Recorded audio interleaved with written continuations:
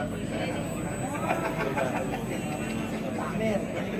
Tamer pendidikan, tapi sekarang begitu. Kan dari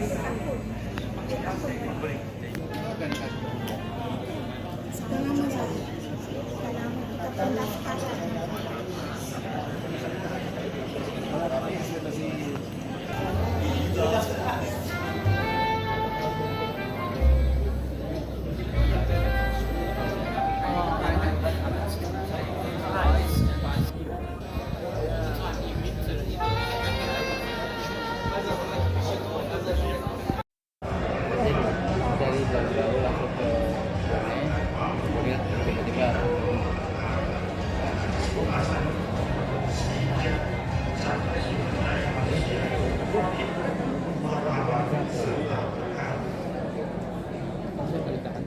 hah? Mungkin kita pasar kan? Iya, mungkin ada bekerja. Tidak ada teman lagi.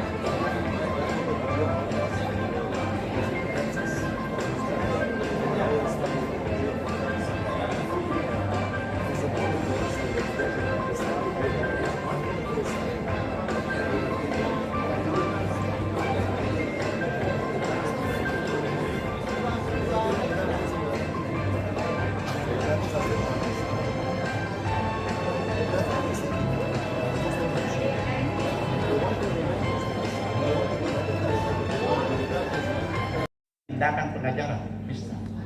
Kenapa? Karena setelah sampai pada titik ini,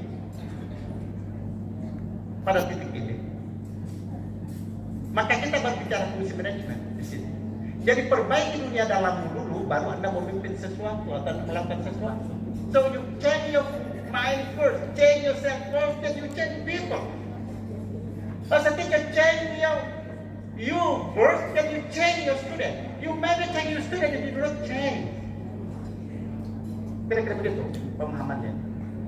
Baru kita bicara digitalizing, fungsi manajemen di sini, bagaimana prototyping dan bagaimana performing, bagaimana membuat blueprint, merencanakan bagaimana kurikulum, bagaimana MSP, bagaimana metode pendidikan, supaya bagaimana di prototyping beraktivitas sehingga mereka bisa menjadi murid yang terampil, baru dan seterusnya dan seterusnya.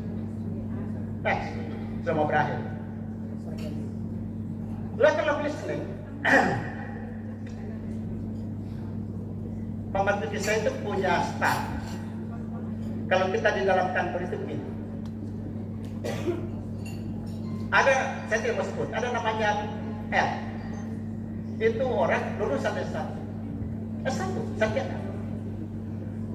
Tetapi kerjanya dia, mohon maaf, dia jadi pembersih, tukang lantai. Sarjana. Lulus, IP-nya juga bagus. Tapi dia hanya bisa pada posisinya adalah pembersihkan. Kenapa? Karena level jauh lebih. Dia itu kalau saya suruh, bersihkan toilet. Cuma toiletnya dia bersihkan. Tidak menggunakan mata dan telinganya untuk melihat apa kata bos saya. Downloading.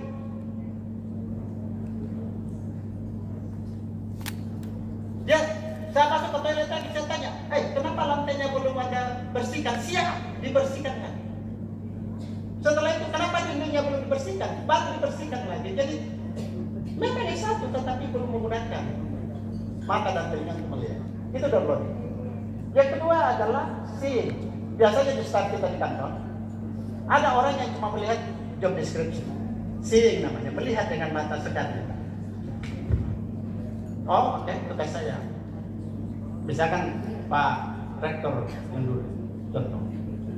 Ini Rektor style, ya kan? Sudah selesai. Biasanya ada staff yang kita sampaikan, oh tidak bisa Pak, job description saya, pemahaman saya, I see with my eyes, fresh eyes, itu bukan job description saya. Ngeyel, voice of cynicism, yang ada di hatinya cuma ngeyel. Begitu jam 4 sore,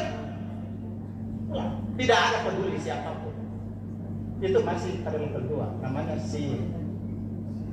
Ketiga, level sensei. Orang begini sudah bisa bangun dialog, diskusi dengan siapa. Sudah bisa menggunakan sepatu orang lain. Pada level sensei ini kayak dokter direktif. Begitu dokter datang, pasien akan dilihat dulu sinar matanya, apakah warnanya merah-merah atau putih, apakah menggigil. Sudah mulai ada hipotesis. Mulai menggunakan peralatan di care, bagaimana? Baru dikasih tes. Orang begini kalau saya sudah bisa naik kepala bidang. Karena dia sudah mulai dibangun empati, sudah ada kerjasama dengan siapapun. Tapi level 1, level 2 mohon maaf. Biar S1, biar S2, S3. Kalau level seninya masih seperti itu pernah. Karena masih voice of citizen, voice of judgment, masih suara menghakimi, suara yang bicara-bicara. Pokoknya orang itu tidak pernah aktif, tidak pernah. Hanya orang itu ini.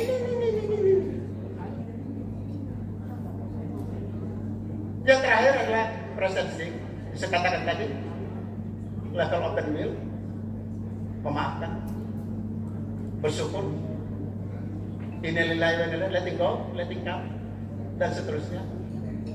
Yang kalau kira-kira yang tadi saya hanya NTPB, syariat, tarekat, hakikat, ma'rifatullah, sangat relevan dengan teori dengan itu.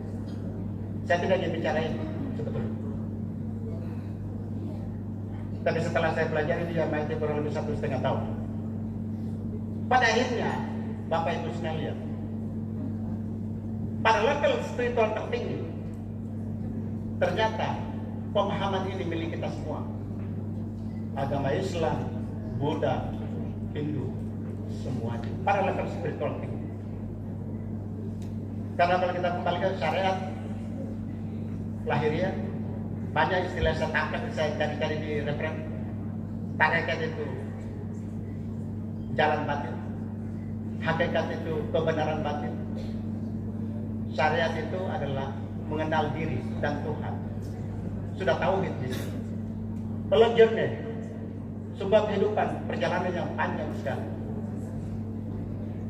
Yang saya baca, maaf kalau dikoreksi, yang dimaksud dengan tauhid, keesaan Tuhan itu menyatunya saya dengan Tuhan aku, menyatunya saya dengan kita semua, terkoneksi. Bahasa yang muncul bukan kamu, saya, tapi we. Tapi menyatunya jiwa-jiwa yang ada di dalam dengan alam semestanya. Bagaimana pohon ditata sedemikian rupa, bagaimana tanah ditata dengan sedemikian rupa, bagaimana serangga, matahari, awal bila perlu kita berdoa. Semoga ini semua memberi kemaslahatan. Itu yang dimaksud pada level presensi. Dan tadi bagaimana barang ini, karena kita bicara pendidikan, how this condition, how is the consciousness, how is this mind put in our curriculum, massively, strategically thinking, educate massively to the people. So, mohon maaf, kita bicara tentang kebatinan hanya milik orang katanya. Kami ilmuwan bukan milik kami. Terjadi pertentangan yang serius. Lihat kasus istiqomah. Saya tidak mau bicara itu karena jangan sampai hilang. Harusnya disatukan dong. Karena menurut pemahaman saya, ya boleh dibully boleh tidak. Tapi saya mohon maaf, pemahaman, ya aja. Karena kita kadang-kadang bicara ini berbahaya sekali bagi politis. Wudhu saja itu, kalau tarekat itu dimanai. Kalau wudhu begini, membasuh begini, apa hubungannya dengan ke dalam? Itu mengkaji, saya sudah mulai masuk ke batinnya. Tapi kadang-kadang dianggap bahwa ini sudah apa namanya? Udah kemana-mana begini. Tarekat sudah mulai ke batinan kan? Hakikat. Udah mulai merasa, aku ini dengan Tuhanku ternyata kita sama-sama bro. Aku bukan sendiri, kita bareng-bareng ini. Ya jadi kita Tuhan semua. Ini loh pendapatan aku, mari kita share. Kita mulai. Sudah dimaknai lebih dalam tadi. Hakikat baru marifat. Apa itu marifat? Menyatunya diri ini seperti saya cerita tadi, tauhid sudah. Dalam. Itu kira-kira pesannya Pak Menteri tadi, bagaimana sains, bagaimana ilmu kelangitan dan ilmu kebumian punya bukan terpisah. Sebab kalau terpisah, persoalan. Pertanyaannya, this is my question again. How this condition, consciousness and mind, put in our curriculum for the Indonesia? Because why? Next, sebagai penutup, ini sudah terus. Generasi emas yang dicita-citakan Presiden Prabowo tahun 2045, Indonesia berumur 100 tahun. So 2045, it is God generation for the Indonesian whole. 100 years old of the Indonesian age. And by the time Indonesia should be 324 billion people. In Indonesia, 325 billion people, 324 juta jiwa, 70% adalah dunia kerja yang kita kenal dengan bonus demografi. 70% it is produktif. Pada saat itu Indonesia in 2045 should be the sixth negara dengan jumlah penduduk ke-6 di dunia. Ini kalau pendidikan kita tidak mencoba menyatukan bagaimana antara kesadaran dan pikiran kita tadi tidak, ini bisa menjadi malapetaka demokrasi, demokrasi. So, generasi yang berkualitas, kesadaran dan pikirannya berkualitas, kompetensinya bagus, tapi mental juara. Ini yang mentalnya ini. Karena banyak yang IP 4, tapi mentalnya gak juara. Kemana-mana datang melamar, sertifikatnya dia. This in connecting the mentally, in connecting with the emotion, not logically, no, not mind, no. It is more consciousness. Dan terakhir, kesimpulan saya, mudah-mudahan saya berdoa. Mudah-mudahan saya umur 64 tahun mungkin masih bisa melihat anak-anak Indonesia yang punya visi juara bila perlu menguasai dunia. The vision. It is more gaib bahasa Inggrisnya apa ya? Gaib. Ini lebih gaib karena tidak kelihatan, intangible. Niatnya dia. Bagaimana mengajarkan mereka? Intangible. It is intangible. Lebih kepada misteri di dalam tubuh dia. Bagaimana berkaitan dengan behavior, perilaku, moral. Intangible, lebih di dalam dirinya. Tidak bisa kita tahu. Bagaimana mengajarkan ke dalam dirinya. It's not easy in curriculum. How to implement in curriculum. Next, karakter. Your karakter. Baru, skill. Tidakkah hard skill, soft skill masih di skill? Tidak menyentuh pada misteri yang ada dalam kebatinan dia. Hanya ini yang muncul ke permukaan. Tapi ini, saya tadi bicara sama direktur SMA, Pak, tidakkah kita ditanya mengajarkan skill, tapi lupa tentang consciousness? Siapa yang mengajarkan itu? Karena bagi saya, boleh kita berdebat. Hard skill and soft skill itu still skill, not consciousness. Still a skill, still measurement indicator. This is not emotional indicator, no. Should be still quantitative indicator. Thank you.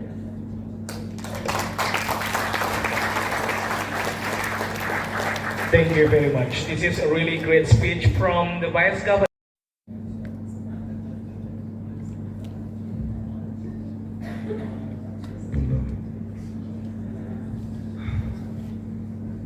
بسم الله الرحمن الرحيم الحمد لله رب العالمين وصلى الله وسلم على سيدنا محمد وعلى آله وأصحابه الطيبين الطاهرين اللهم علمنا ما جهلنا وذكرنا ما نسينا وزدنا علما وانفعنا بما علمتنا يا رب العالمين. You should be a psychologist. Head of Ummusshabri Foundation, Dr. Sabrianto. My colleagues from overseas, Malaysia, Turkey, China, and the Philippines. Distinguished guests, GUPPI board members, one by one, mashallah, so many of you, and GUPPI constituents, the Ummusshabri family, the organizers of this event, Alifan and the team, and all the audio people, and I don't forget the people serving us from behind the plates. Thank you very much, and you need to be acknowledged as well. Ladies and gentlemen, Barakallahu feekum, and thank you very much for giving me the opportunity to speak again after last night's speech. Now we have another speech, so inshallah we can give you some information. Nama saya Wisam Saad. Saya bisa bicara bahasa Indonesia. Sedikit.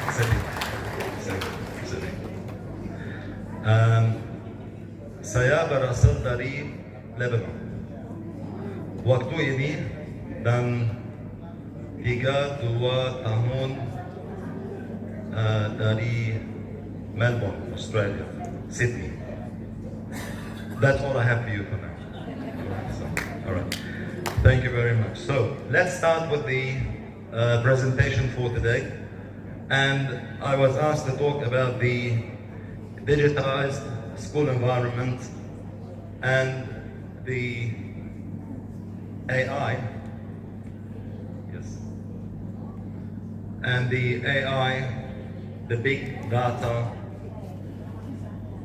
the robots, the chatbots, the digital platforms.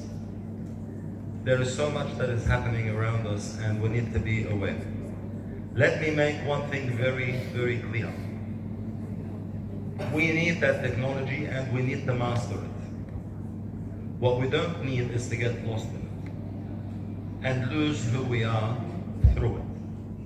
This presentation alleges and claims certain risks for us as Muslims. I will highlight these risks, explain them very briefly, but we need to know that they are just risks, they are not certainties. In some cases they will apply. And one thing for all those who do research, we cannot generalize unless we have facts and data, quantitative and qualitative. Otherwise, we'll develop bias. This is something we study in research. So these concerns stem from an Islamic understanding of what's going on around us. And our job as Muslims is to first and foremost protect our Islam. So I will take you through this in a very quick way, and I want Mr. Alifan, my dear brother, to keep me in check on time, because sometimes we forget ourselves in the process, and I don't like to become drunken with my own voice. I like to stay on time. So I think I have about 15 minutes. So what are the risks and concerns for Islamic education in the digital age? If we can move to the next slide, please. The purpose first of the presentation is to identify major risks, and particularly in our sector. Our sector is education, schools. So as far as we are concerned, what are the risks that pertain to us? So risks that are pertinent, they belong to us in our world, which is the schools. And I've only used peer-reviewed research to confirm, and I invite the doctors and the professors to do some papers on that. If they want to become a doctor, become a professor, you need to have academic research. There isn't much research in this area about the impact of AI and the digital world on the Muslim society. There's a lot of research on the impact of AI on societies in general. So it's a good topic to pick up and maybe a good thesis for a PhD. So I invite our students, our teachers, who are at the level of a master's and pushing towards a PhD, to maybe choose that, because we need that data and information. We can all make use of it. Next, please. So, this is our educational space. We are hit with everything on the right of the screen, and now we have AI tutors and chatbots. As you can see, we have gamified platforms, the big data and internet-based learning. Automatically, what do we see? We see a human disassociation. It's human and machine instead of versus human and human. So that interaction is starting to break down. And let me remind you, a society is a group of families. Families are a group of members, right? So if we break the members of the family and the families break between one another, then we have a break in society. And what are we? We are Ahl Sunnah wal Jama'ah, right? We are Muslims, we are always together. That notion is being destroyed if we don't pay attention. Again, we want to be at the cutting edge of technology, and we want to use AI. We want to actually master technology. But where is the regulation for it in such a way that we don't become enslaved by it and dissolve? And that's the risk. These are the risks that we need to look at, and research needs to be done to find these solutions. This is not a think tank where 5 people can sit down and do it. We need a lot of data. We need to experience different things. We need to have prototype samples and families that are willing to try different things to see how we can manage, learn from that, extract the information, and present new models. This will be a topic for the next 40, 50 years, and getting worse. There is a case in one of the Western countries, I won't mention it, where a man has gone to his government and officially in that country got a marriage contract with a robot female. Are you seeing where times are going? So we have a huge problem, and we need to address the problem, and we need to know what's going on. Imagine a person who truly believes him and a robot female have a legal formal document about something they call marriage and now family. This is really going beyond now. So we really need to understand the risks. Next, please. So why Islamic education is uniquely effective? Because you know that in our belief system, we are value-driven in our teaching and in our practice. When we teach, and this human connection, and here's my teacher, he's telling me, we have value. I feel safety. Safety is a value. I feel that I can trust him.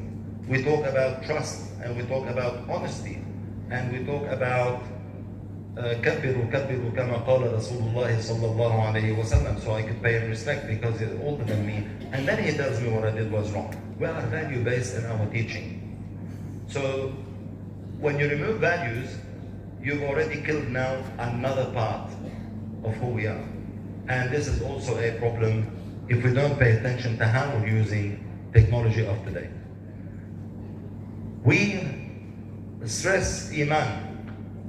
We stress on Iman and we stress on Akhlaq. And when the mentor who guides in Hal and Maqal, you guide in your Hal, in how I am, as Doctor explained before, and also the Minister explained before, and you start with yourself first, so I'm not going to repeat because they were on point, excellent. And I've learned a lot from you, thank you very much, and to the Minister. But your maqal and your hal requires that you have iman and akhlaq. And if these become missing from the child's life, why? Because the child doesn't come to you anymore. He is reliant on these platforms. He will lose a lot of that iman and akhlaq. And remember, we humans, one of our 7, correct me if I'm wrong, Doctor, you're the professor here, But one of our 7 human essential characteristics is adaptability, one of them. Adaptability and imitation. So if I'm with Prof. Fasli all the time, and I see how long he takes in the prayer, I will, if I pray fast, start to see that I should learn. He takes long and he is leading me in the prayer, so I start to take a little bit longer, which is good. It's healthy for my heart and my iman. I'm losing all of that if this authority, this respect, this tradition is lost. The akhlaq are lost. The connection is lost. The human, real, metacognitive, which the thinking about your thinking, it makes you think about your thinking. That's what metacognition is lost, disappeared, because no human interaction, or it's been narrowed down to nothingness, very little.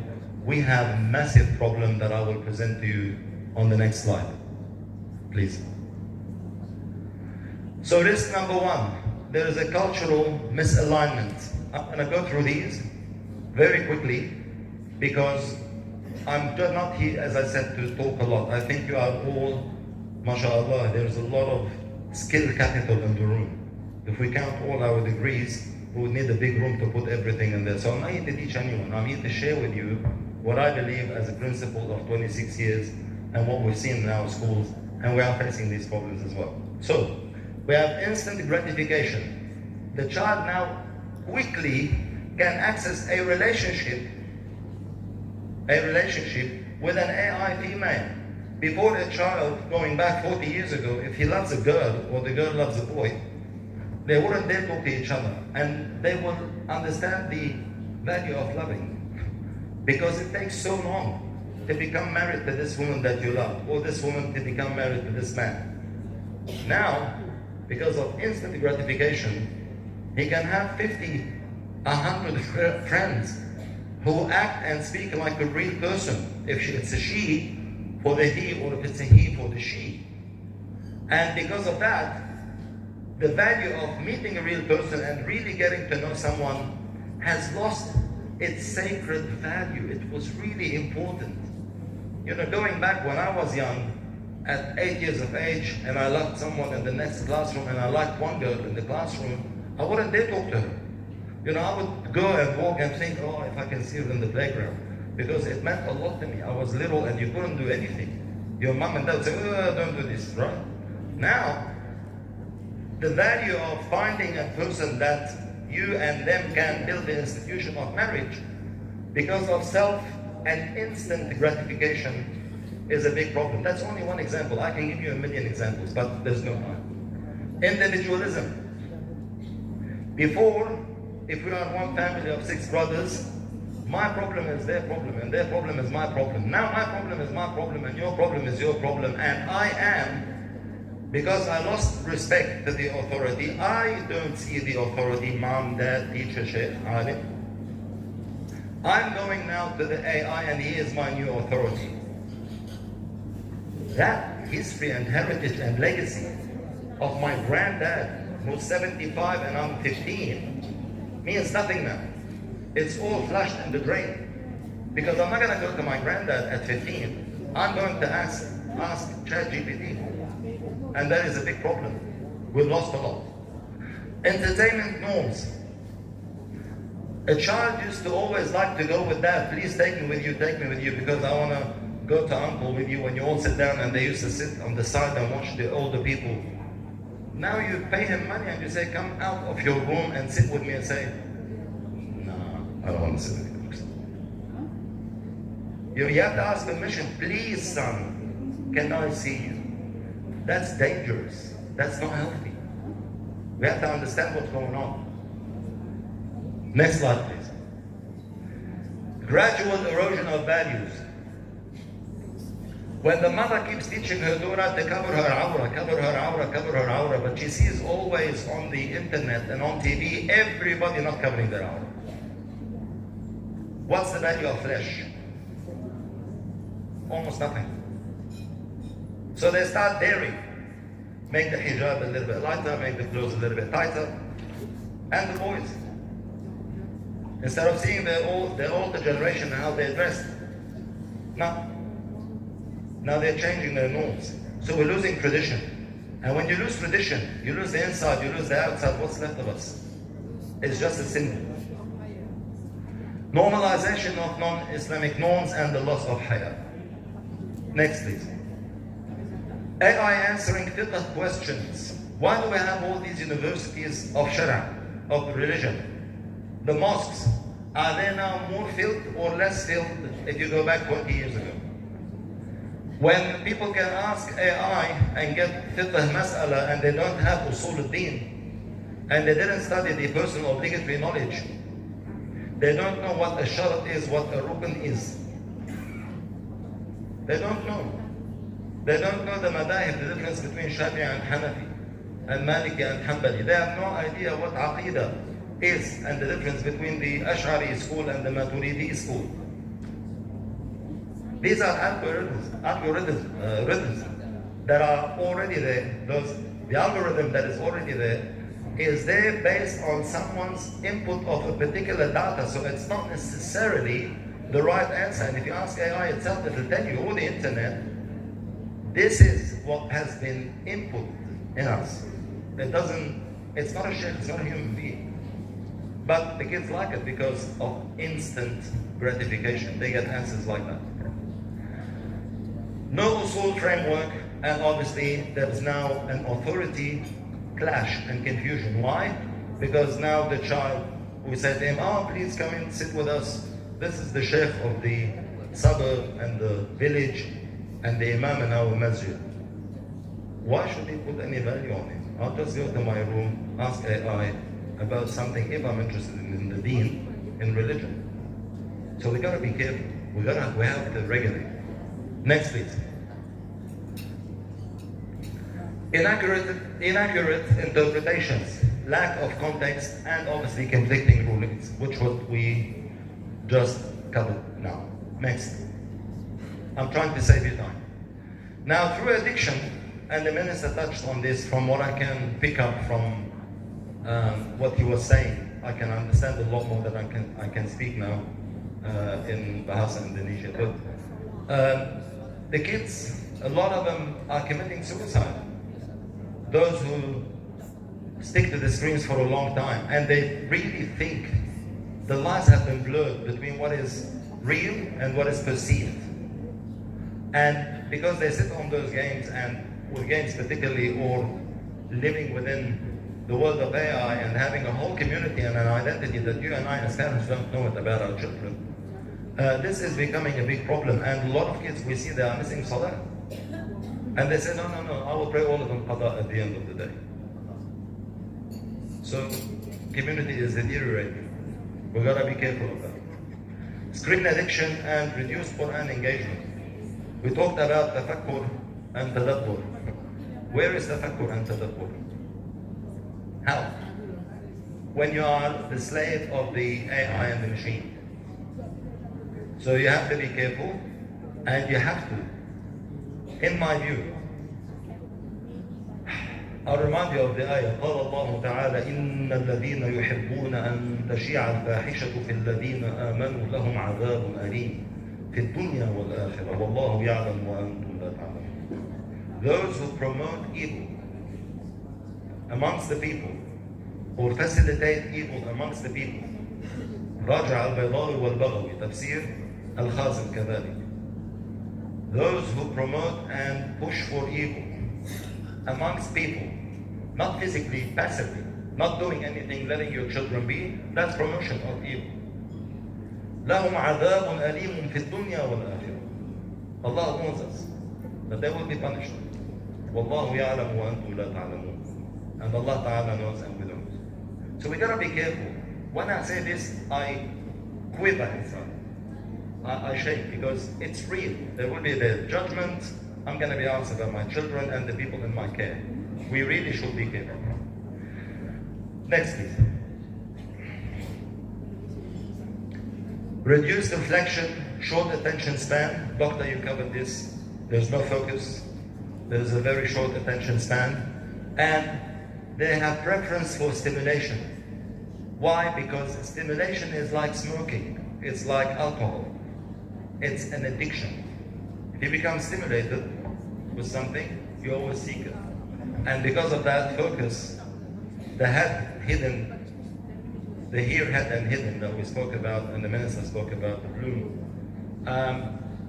the child is used now to instant response and stimulation. These are very important for someone to do their thesis on, and that's why they're losing attention and their focus is becoming less.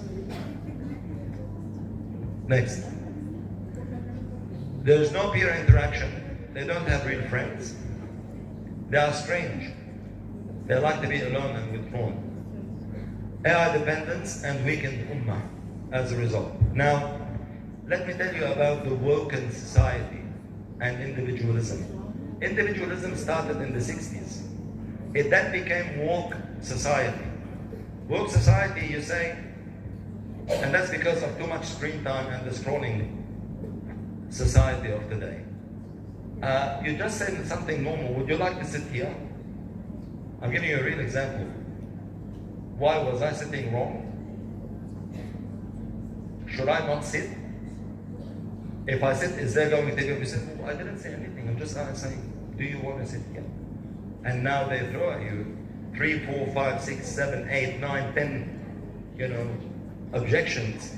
And you're only saying a normal sentence. We never spoke like this to our parents or to normal people. But that's because of that quick speed of thinking and analysis that they become good at, but they're using it for the wrong reason. This is a problem with the woke children of today. And most of our children are woke. Most of them, whether you're Indonesian or Australian or Lebanese or Turkish, or they're all like that. Next, please.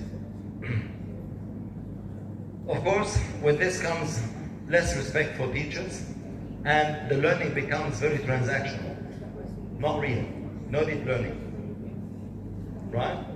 The teacher feels there is no reception, really. So now teachers cannot be blamed fully. Okay, and the teacher himself is thinking, why should I bother? Like, how do I fix this big problem? So I'll just deliver the lesson, and the child just writes it, but there's no learning. Teaching is one thing, learning is something else. Next, please. And it becomes superficial. Why? Because yes, AI can help the smart ones who want to become better in education. It can assist them and save them time. But the majority of the students actually don't use it for that purpose. They use it because they want to go out and do something, and AI makes it easy, so they're not learning, they're just getting a mark. And mark chasers are not knowledge people. There's a difference between the two. There's mastery that is required to become knowledgeable, not assessment and mark chasers. Next, please. So there is less monitoring, and there are a lot of privacy concerns. There are a lot of privacy concerns. Men 40 years ago used to be as shy as girls. Men. Today, because of this open world for the children, they don't put value on their own privacy. And we all know how many stories people send pictures to each other and things go wrong. You just have to look at us now as adults, how much we love pictures. A child without our sense loves pictures and loves something else with them. He's gonna dare. So where's the privacy? And what about those preying on these little girls or boys wanting to harm them? And we have them all around the world. Next, please. Islamophobia risks and the misrepresentation of Islam. Your child will be subject to, as well, many platforms that promote Islamophobia at a very, very high rate. So they become aggressive towards the other. We don't need this. We don't need them to be aggressive. And Islam is misrepresented, so they develop a sense of hatred to everybody around them other than the Muslims. And they start becoming weird. And that's the moment when extremists may exploit them and pull them towards them. Next, please. Sexual content. The sexual content, extremism, and the hate speeches are real, and they are there. And since we lost the authority, and we lost the guide, we lost the community, these become real possibilities. Because there is no one to put them back on track. Next. The teacher capability gaps. We need to train all teachers, in my view, in my humble, unqualified view. Because we need to do a lot of research on it to make these claims real, and that's why I call them risks. And they are peer reviewed, but they still need a lot of research on top. Limited AI ethics.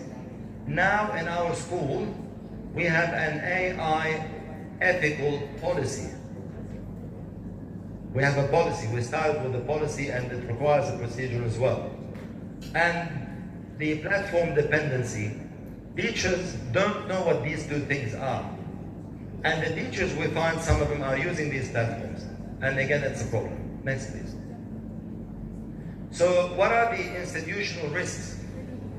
Your mission as a school, as a foundation, as a university, as a person in charge of some Muslims in a supervisory role, okay, there is a mission drift. So you have all these people under you that you think are sharing with you the mission and the vision, the students, the teachers, the parents, only to find out that in fact they are not.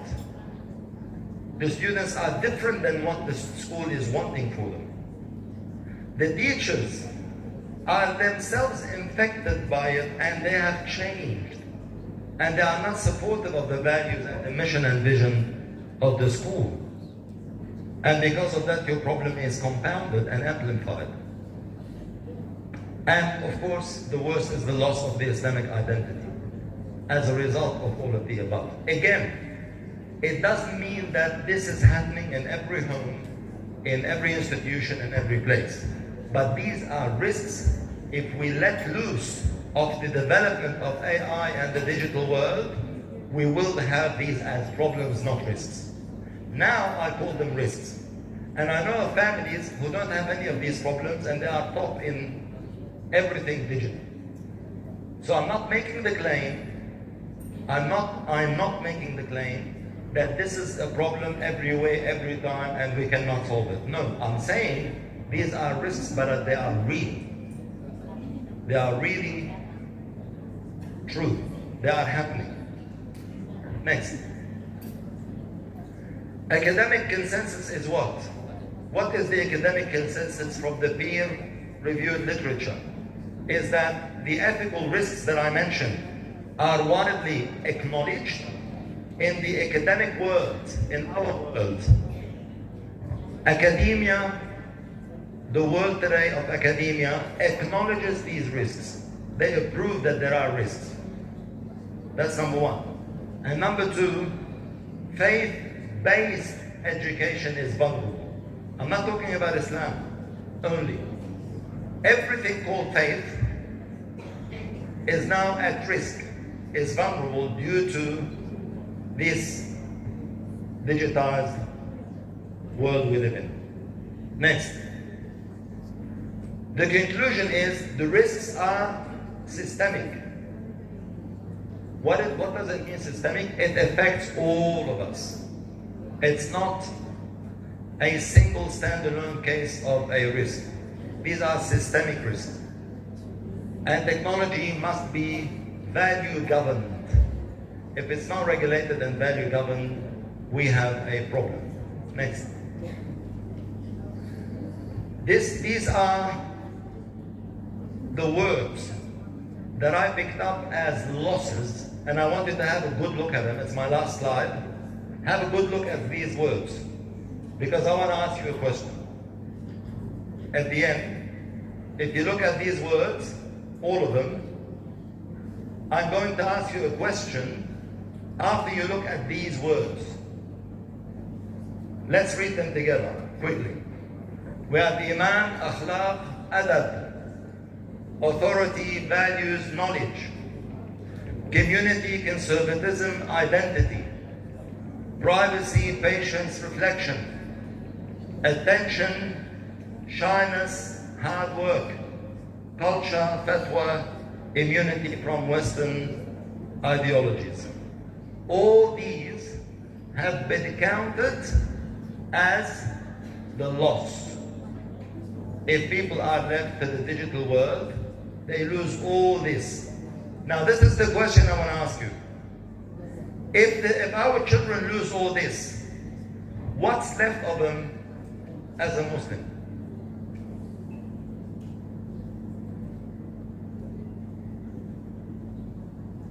That is, if it's not regulated.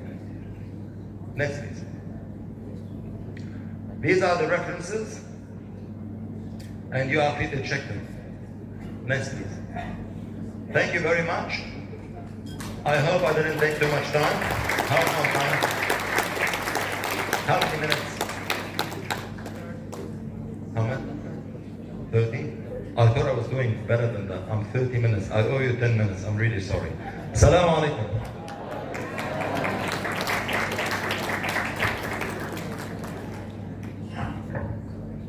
Okay, so ladies and gentlemen, there is Mr. Wissam Saad from Australia talking about the risks and the concern of AI itself, because we understand that in our education right now, in digital era, most of us know how to use AI, but we have to understand also the risk and the concern how to use it. Untuk para hadirin sekalian, akan kami lanjutkan kembali sambil bergiliran sholat duhurnya, seperti itu.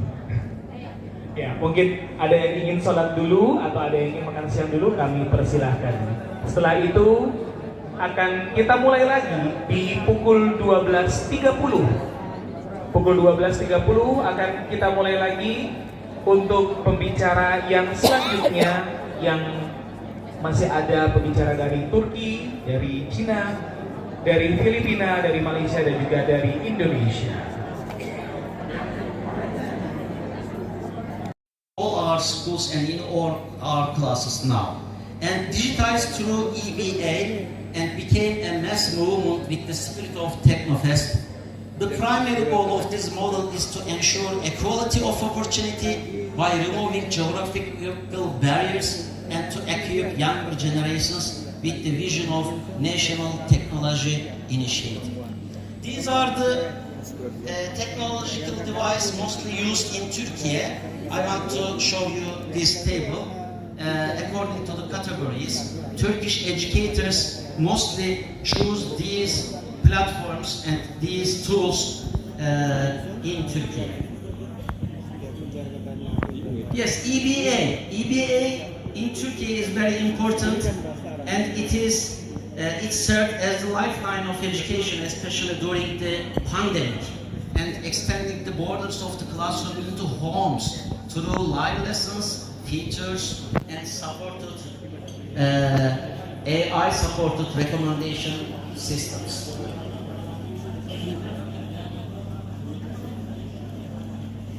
Next, we also have some important TÜBİTAK projects, and in these projects there are a lot of competitions between high school students and secondary school students. This also enables our students to make some digital tools and join some competitions. And also we have workshops in all our provinces in Turkey, and because of these workshops, gifted youth to production-oriented digital, we have totally over 54,000 projects and more than 295,000 registered teachers. The most frequent collaborations occur with Italy and Poland. Yes, let me use my time better. And this is important, I think, because as Turkey we have 350 educational agreements with 125 different countries, and Technofest is a real flagship technology festival and was successfully held in Azerbaijan in 2024 successfully.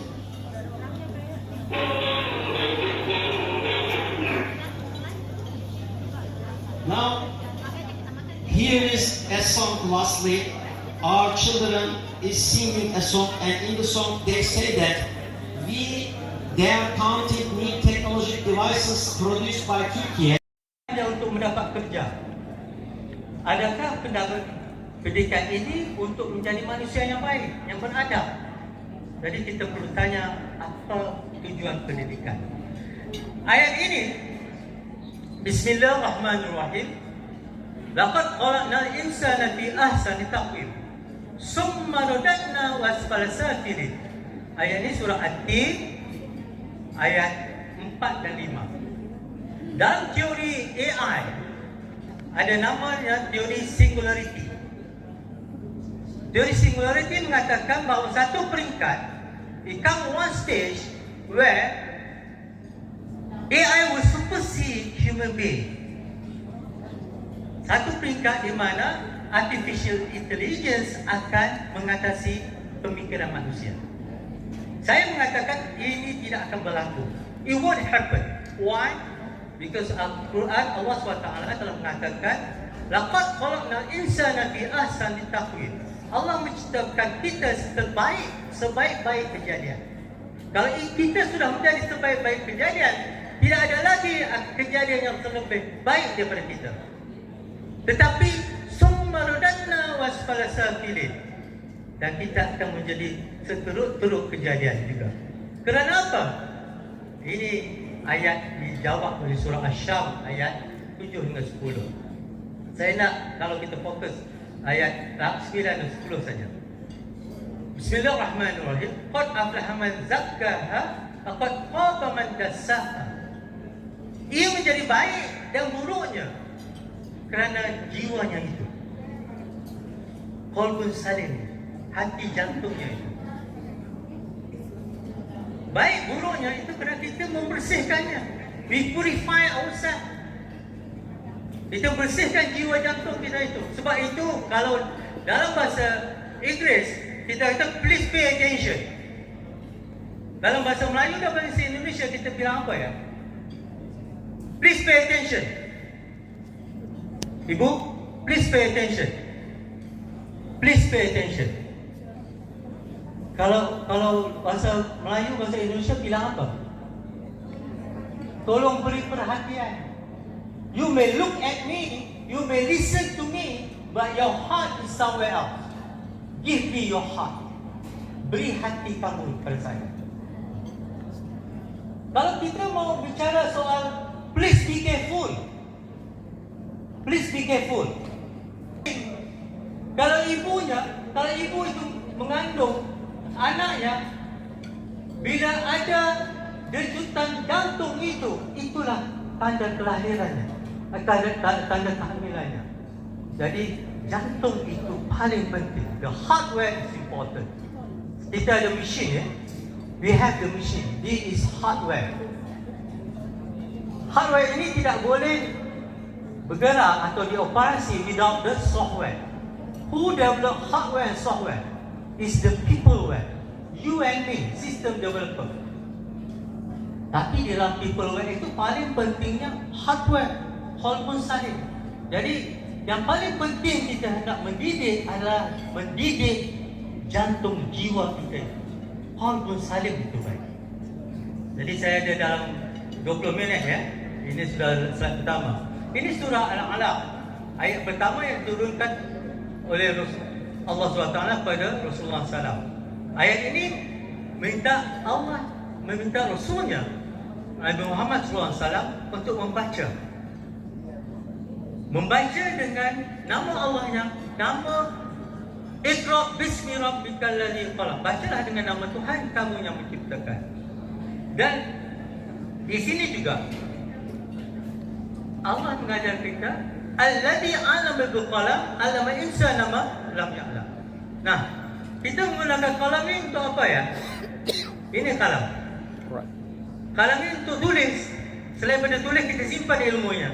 Dan selain pada ilmu yang kita tulis itu, kita menyebar maklumatnya. Apakah teknologi yang menulis, menyimpan dan menyebar maklumat?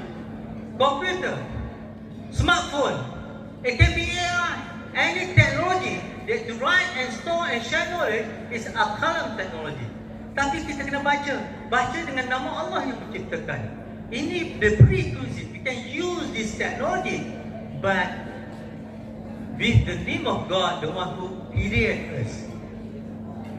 Dan di surah Al-Qalam, tafsir Ibn Katsir, dalam tafsir Ibn Katsir mengatakan bahawa ciptaan pertama yang diciptakan Allah itu Al-Qalam. Ada hadis ya, inna awal ma khalaqa Allah Al-Qalam. Di sini Allah minta dalam surah Al-Alaq, minta Rasulullah SAW ikra. Tapi di dalam hadis itu meminta Al-Qalam menulis, uktub. Jadi uktub dan ikra itu penting. Di tengah-tengahnya apa? Di tengah-tengahnya itu kalam. Kalam is a technology. Technology ini can be computer, technology can be AI, anything. The technology will come. Maybe AI can go. AI mungkin tidak akan wujud dalam 5 tahun, 10 tahun akan datang. Tapi teknologi kalam itu akan wujud. Bila teknologi kalam itu akan wujud, ini amat penting kerana ia adalah membangun peradaban, membangun tamadun. Jadi sebab itu dalam pendidikan kita, al-qalam itu penting dalam proses uktub dan ikra. Ikra dan uktub. Kita tidak boleh menolak teknologi, tetapi kita kena membimbing dan memimpin teknologi. Kita menjadi imam terhadap teknologi dan bukan makmum pada teknologi. Saya ingat itu poin yang saya akan sampaikan. Sudah habis sebenarnya waktunya. Okey. Ini ayat itu seterusnya. Ini yang saya beritahu tadi, bahawa al-qalam juga, ayat Iqra ini juga dikaitkan dengan soal akhlak. Ini yang hadis saya kata tadi, inna awal ma khalaqallahu al-qalam. Dan Allah merintahkan al-qalam itu uktub, menulis. Nah, ini yang saya katakan bahawa kita ada hardware perkakasan dan softwarenya perisian, dan orang yang membinanya itu peopleware. Inside peopleware is the hardware. Ini hardware. Dan ini ada hadis Nabi SAW, kalau sekutu daging itu baik, seluruh badan kita baik. Tapi kalau sekutu daging itu rosak, sayyiat, bulu jasadahat sayyiat. Ini hadis yang mengatakan Allah created Adam in His image. Dan saya akan skip lah, ini cepat panjang. Ini yang berlaku sekarang. Even Elon Musk mengatakan bahawa, dan bukan Elon Musk seorang, 1000 tech leaders kata kita we have to do moratorium. Kita kena think twice about this AI. Dan Elon Musk juga menyentuh soal metaverse yang dibuat oleh Mark Zuckerberg. Ini Profesor Scott Russell daripada Universiti California Berkeley mengatakan bahawa AI does a good thing. AI ini melakukan peran yang baik, tetapi membiarkan AI memilih untuk membunuh manusia itu satu kerosakan. It's devastating. Ini Profesor of AI di California, Universiti California Berkeley. Ini apa yang berlaku di Gaza ya. Israel Zionis menggunakan AI untuk membunuh lebih daripada 50,000 wanita dan kanak-kanak yang tidak berdosa. Menggunakan AI yang dinamakan gospel. Profesor Lucy Sussman daripada Lancaster University mengatakan, if the AI system is really working as claimed by Israel militaries, how do you explain that appears to maximum devastation in Gaza? Mereka menggunakan AI daripada medicine sehingga menggunakan military. Baru-baru ini pemimpin Presiden Venezuela dikidnap menggunakan AI. Dia jamkan radar misalnya di Venezuela, jadi nggak bisa boleh buat apa-apa. Ini buku ini boleh di-download free. Muslim Society Schools No More Time. It said social media can bring people together, can also can divide at the same time. Dan sekarang yang paling dikuatiri adalah AI. Kalau Stephen Hawking mengatakan paling dikuatiri adalah super smart artificial intelligence. declared that the humanity, sekarang peradaban kita ini telah melalui satu masa di mana is increasing dangerous period of our history. Why? Because super smart artificial intelligence.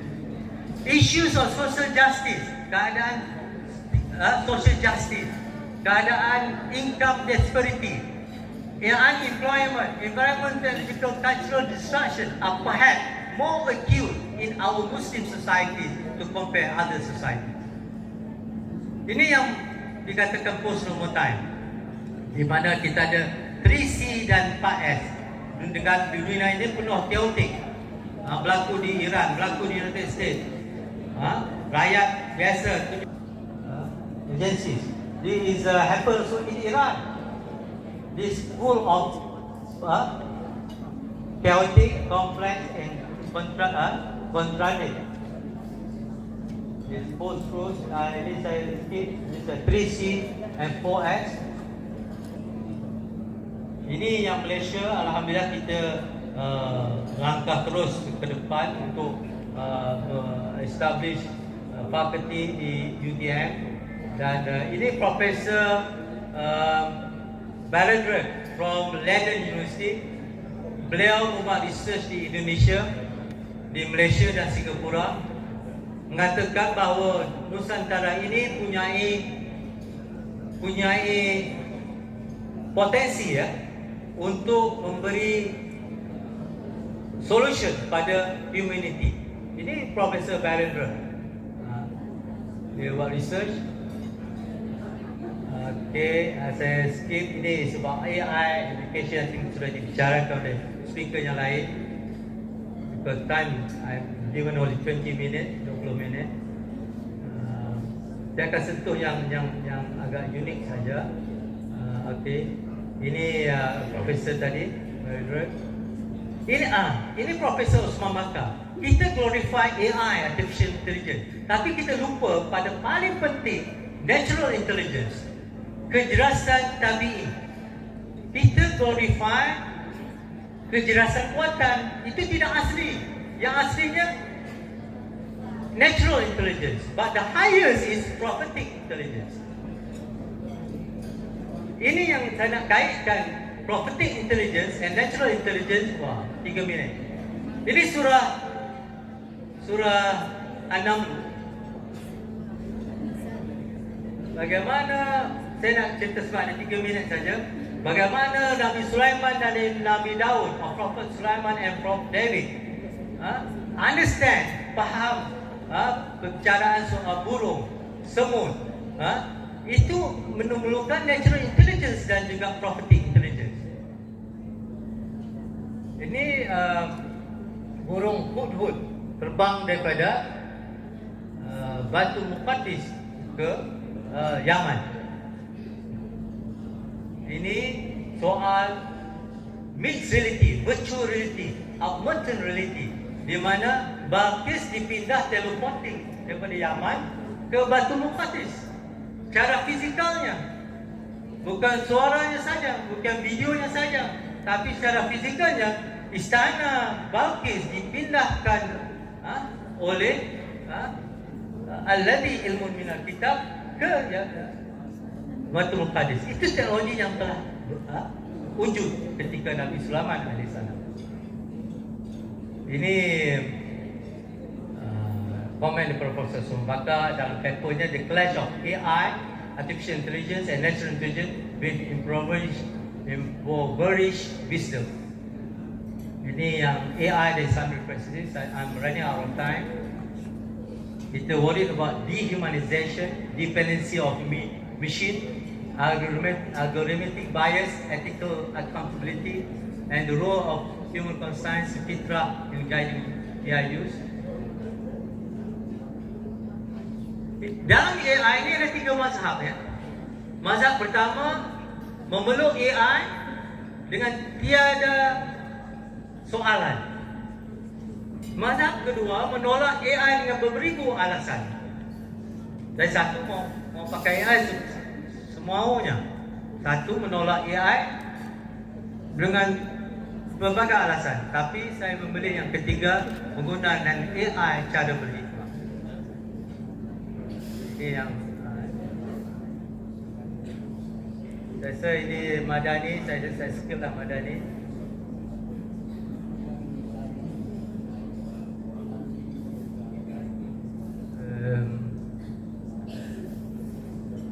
Saya di atasnya Pak Nasir. Saya mau tanya orang muda ya. Siapa kenal Pak Nasir?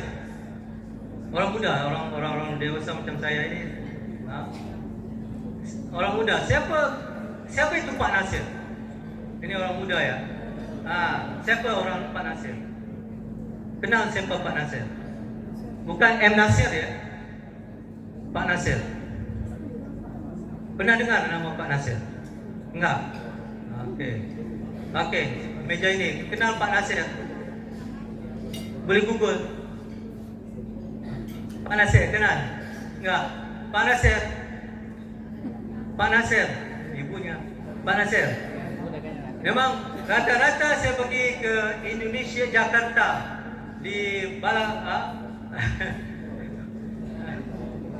di Pekanbaru, di Yogyakarta, ramai anak muda tak kenal siapa itu Pak Nasir. Malam ya.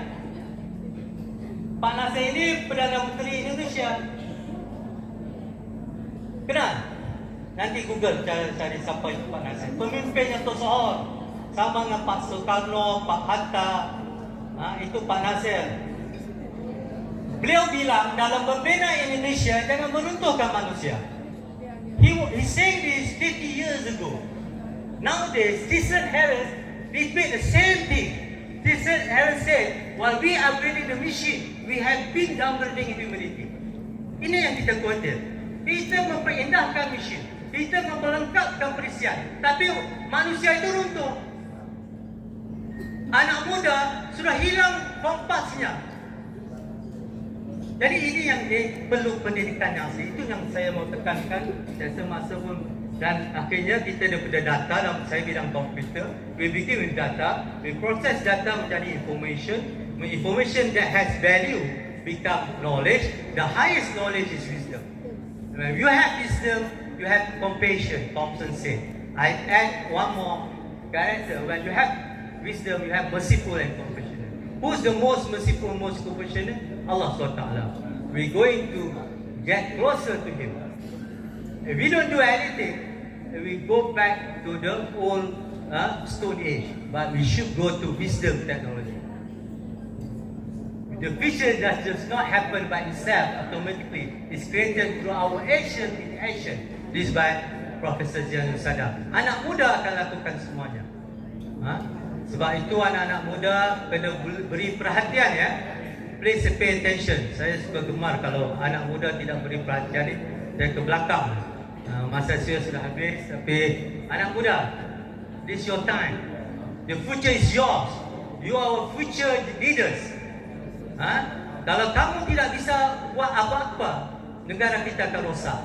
Negara kita akan runtuh. Kamu adalah pemimpin masa depan. Di generasi muda. Okay? We going to reach this from data communication, data workers to information workers to knowledge workers, and the highest is wisdom workers. By that, wabillahi taufiq wa hidayah. Wassalamualaikum warahmatullahi wabarakatuh.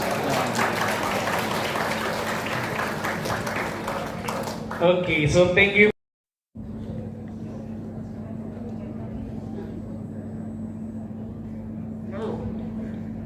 Can I be heard? Okay. Thank you. Good afternoon to everyone. I need to stay here because of my height. If I stay there, you cannot see who is speaking. So, of course, my respect to all the officials of Indonesia.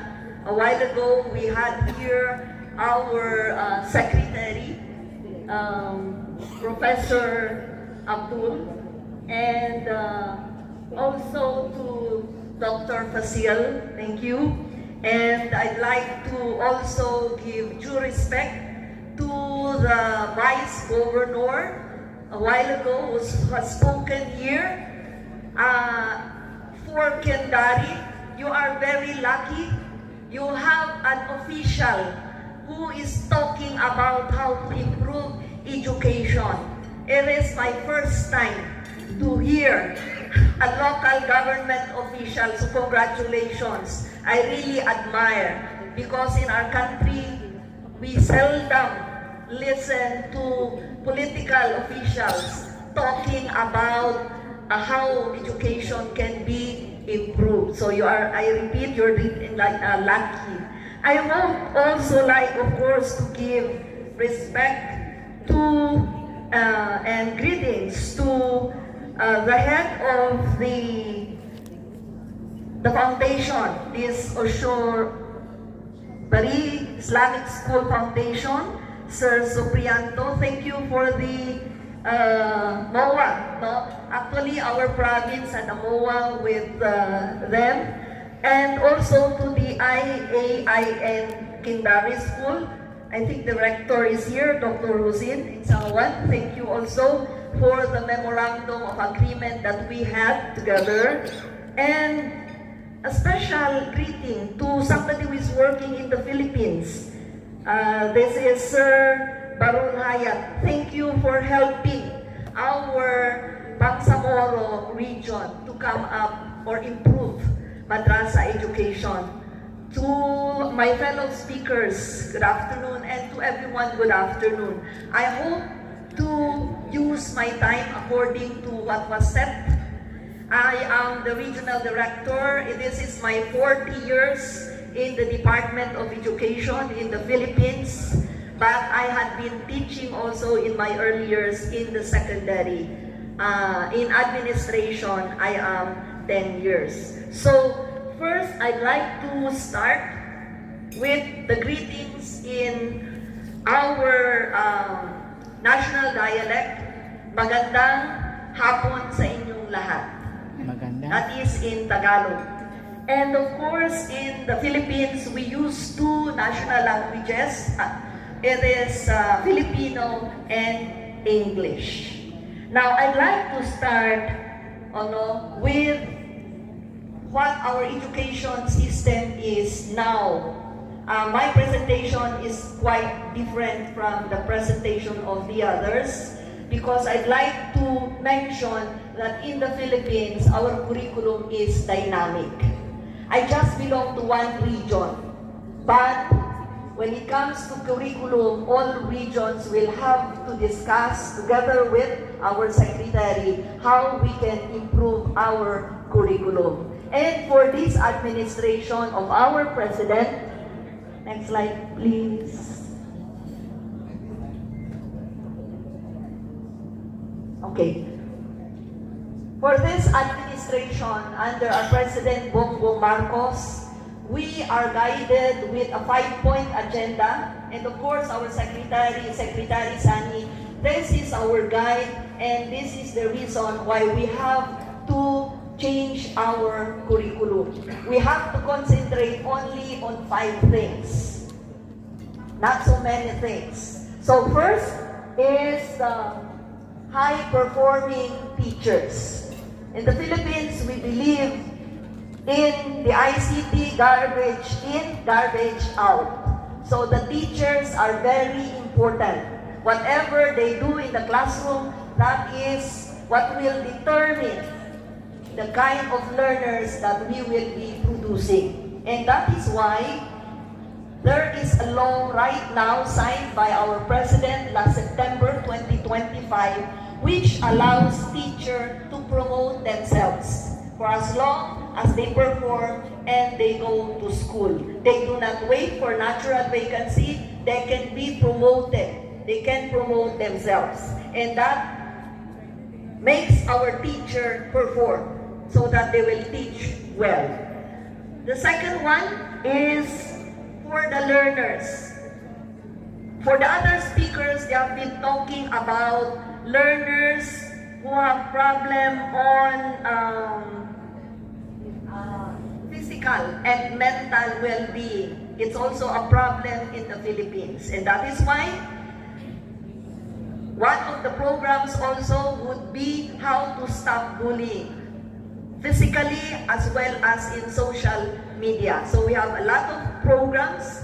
It is also a part of curriculum that we have to control bullying. We have to see to it that our learners are physically well. And aside from this, for this year, we have also, I would like to include free feeding for kinder and grade 1. We are going to feed them, give them lunch, whether they are malnourished or not, but there is free lunch for all learners, kinder and grade 1, because we want them to be well. Another one, of course, would be support from the national government. And that is why, as I mentioned, our curriculum will have to be dynamic. And this is where, for our schools, the program of our of education as well as the president would be, before the end of our president ends, all teachers will have to have his or her own laptop. So, laptop for all teachers, to help the teachers really come up with good learning materials. AI has been there in the Philippines for quite long, but I will tell you later that somehow there is an adjustment because of what other speakers mentioned on the effect of AI. And of course, we need to also look into other areas of the government. The first one is the quality of education. I think in all, internationally, we are worried on the quality of education. And that is why we also join international contests like the PISA, like the teams, to determine whether we are at par with other nations. And the last but not the least would be empowered and employable Filipinos. All graduates of the educational system, even senior high school, if they want to work, will have to be employable. Okay? And I'd like to, because of this 5-point agenda, for this administration, we have to adjust our curriculum. And so we need to revise our K-12 curriculum. So,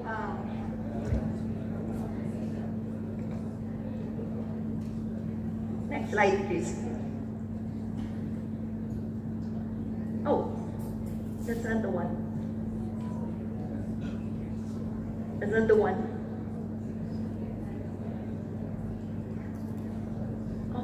I think the slide given is not the one, but anyway, I'd like to mention that in 2011 to 2012, that is where we adopted the K-12 curriculum. And until 2023-2024, we let the K-12 curriculum be as is according to plan. But after this, because of the different things that we learn, of course, the influence of AI as well as other thing else, the influence of international standards, we have to revise our curriculum. And so, we took note of revising the curriculum according to the contents. It was found out that the K-12 curriculum we had 10 years ago is so congested. There are competencies which are misplaced, and there is also imbalance of cognitive demand. And for this, there were series of consultation, and as I said, we now have a revised curriculum. So, the learning principle for our revised curriculum is the first one: learning is not possible in an overcrowded curriculum. So we have to decongest. Learning competencies must be age appropriate.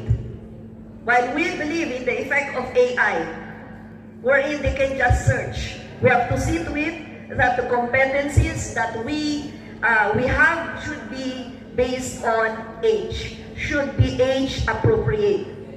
And another one, that learning starts from what learners already know and can do.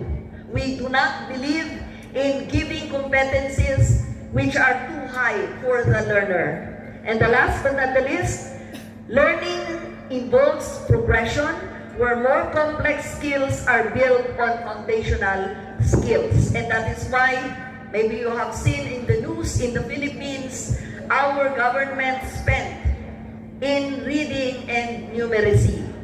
We have special program to see to it that before they can go to the higher grades, these grades K to 3 learners will have to know how to read.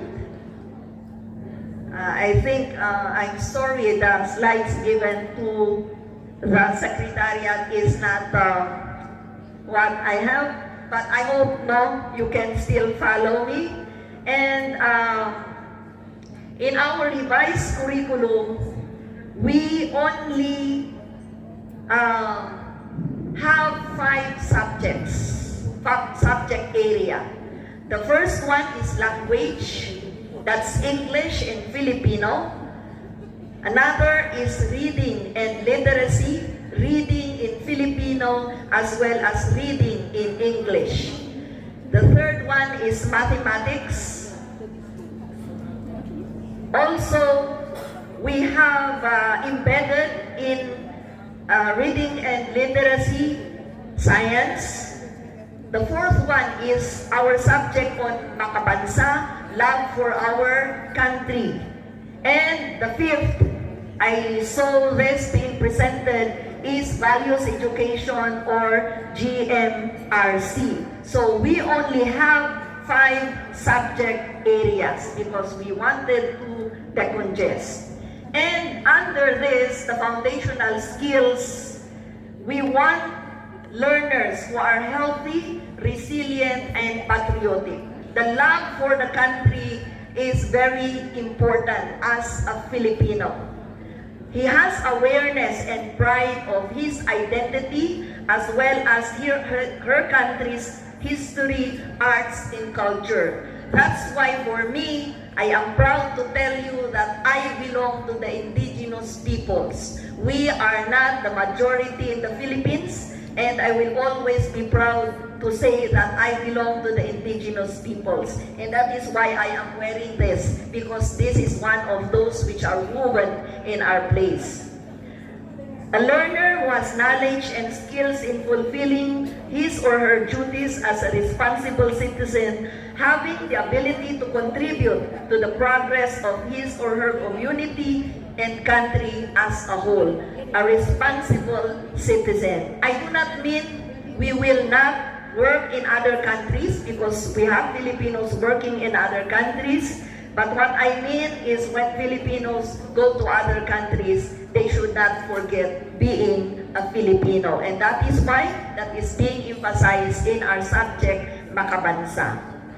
In our earlier curriculum, because we were so ambitious to see to it that our learners should really be at par with other learners in other countries, we had a total of 11,738 competencies. But after 10 years, we learned that we have to decongest, and our new curriculum has only 3,664 competencies. Okay. Now, another feature of our new curriculum is a clearer integration of our 21st century skills. We believe in information, media, and technology skills, but we have to emphasize digital literacy, which the other speakers have been discussing about the use of AI. We emphasize in the Philippines that for teachers, AI should only assist the learners. We have subjects in reading where we use British English using AI. No? But it doesn't mean we do not have actual reading or teaching reading. We also believe in learning and innovation skills, and that is why we have to concentrate teaching them about critical thinking and problem solving. Our learners will have to know how to think critically wherever they are. Of course, communication skills, very important. And communication skill is not just being able to talk to others, but also being able to work, collaborate with others. And the last is life skills and careers. Our curriculum teach our learners future orientation thinking, as well as resilience and adversity management. We have to see to it that our learners, wherever they are, whatever is the problem, will not be defeated, but they should always practice resiliency and be able to decide according to what is best for in that occasion. We notice now that for most students, I do not know if it is the same in your country, they are easily dismayed. They easily give up. They do not like to experience hardship. We experience already in our basic education suicidal attempt. You give them difficult problem, give them difficult thing to do, they already have suicidal attempt. This is one thing that we need to check in our learners, which of course is included now in our competencies in the different curriculum.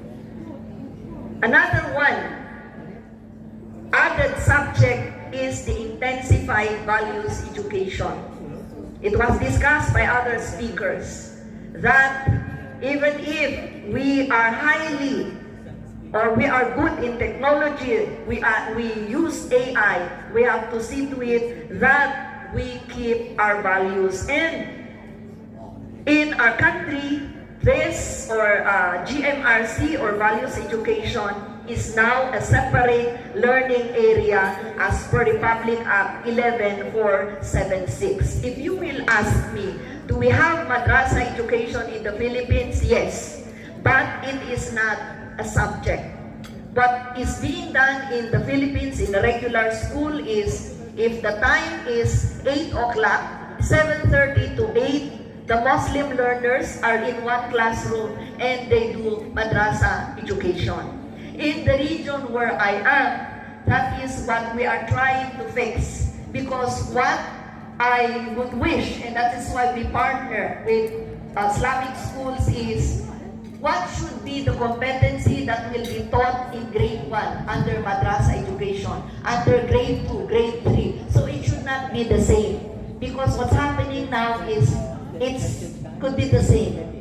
And we will not really have teachers who really studied Islamic values. So these are just teachers who pass TIALIS and they teach. And so that's why we partnered with some of these Islamic schools, because we really want to teach what our Muslim learners should know under madrasa education. And what we are now requesting our DepEd is part of values education would be madrasa education on Islamic values. Okay. So that we they should not feel like they are secondary learners, because madrasa is not in the actual schedule. It should be part of the regular schedule. So I hope we can be able to partner with some of the schools to realize all of this. And also, we are doing values education as a whole school approach. And so that is the changes that we have which is now being implemented in our new revised curriculum, no, after 10 years. So that is what we do in the Philippines. Our curriculum is not static. If we see that it's no longer appropriate, then we have to have some changes. And this is with consultation with our stakeholders, our learners, as well as parents. Aside from the basic K-10, we also had to revise our senior high school curriculum. So we have what we call strengthened senior high school curriculum. Before, we have 4 tracks. We have academic, technical, vocational, we have arts, and we have sports. Now, we only have to do 2 tracks, academic track and technical professional track. So they will only choose. And the other subjects in UMS, in STEM, are now part of the academic, and they can just choose. So there is a reduction of the required subject, no? And aside from that, we also the other subjects our learners can just choose what could be their subject. And if you are a graduate in senior high school of Tech Pro or academic, because you take the same major subjects, if you wish, you can all go to higher education. If you wish, if you are a Tech Pro graduate, after you have passed the national competency test, then you can already work. No? You can already get an eligibility. You can already take our own civil service eligibility, and you can already work. So, to improve also our senior high school, we have added more time for our immersion. I repeat, so that our senior high school can already work after college. And with this, I think I have already spent my 15 minutes. So that is what we do in the Philippines. And I am happy that our curriculum is more of a responsive curriculum rather than just creating a curriculum according to what we see as practice in other countries, or as we see which is being taught in other countries. So this is Philippines on behalf of our Secretary Sani Angara. Maraming salamat for listening. Thank you very much.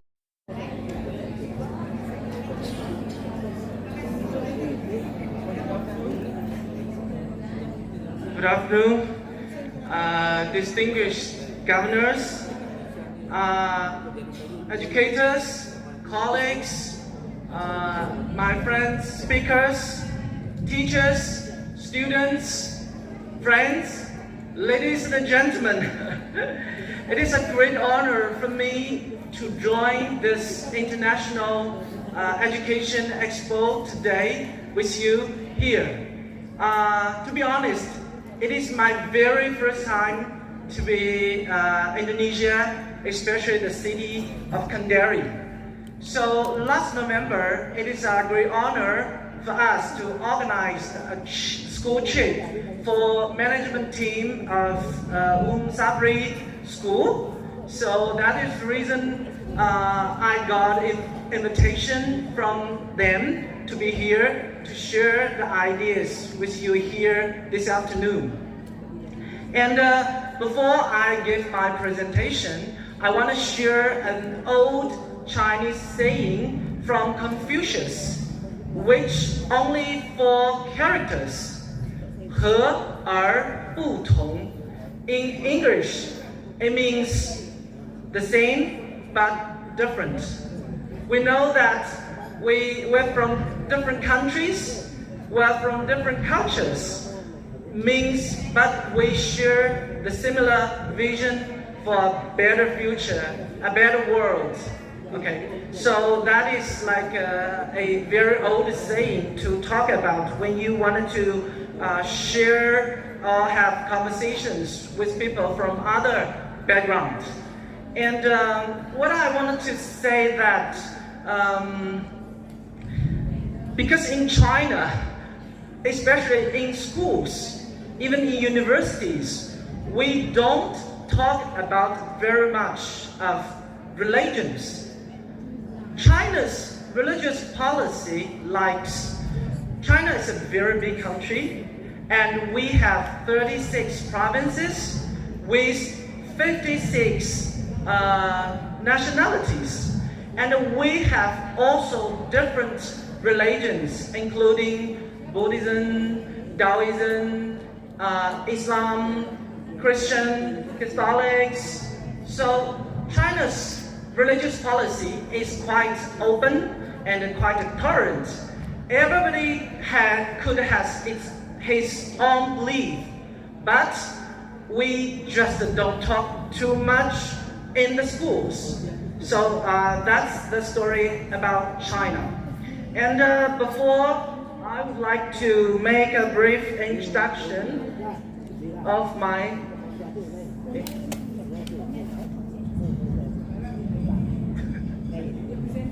It doesn't work.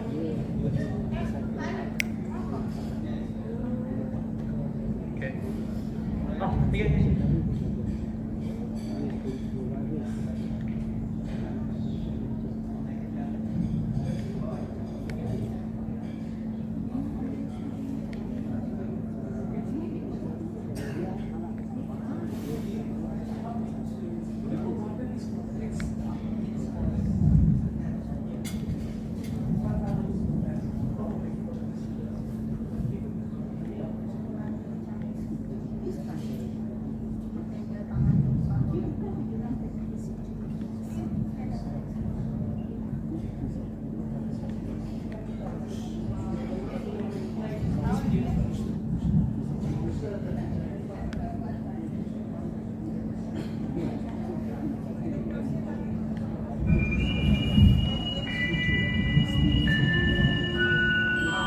Let us watch a video clip of China. Who I really am. Am I just them, the ancient and mysterious terracotta warriors? Or beloved giant pandas? Or do you think of splendid food culture and kung fu? People often associate me with these things, but I am far more than just that. The Yellow River runs its way through, and the Yangtze River rushes across my vast territory. Wisps of smoke rise in my vast northern deserts, while drizzles nurture the prosperous water towns of my south. I am humble to bountiful magnificence and marvels, embracing unity amid diversity. I am keen on learning from the strength of others.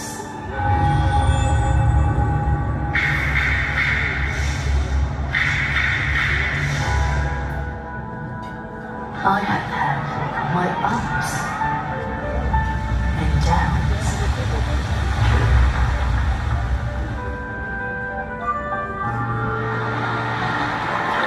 Giving up has never been part of my vocabulary.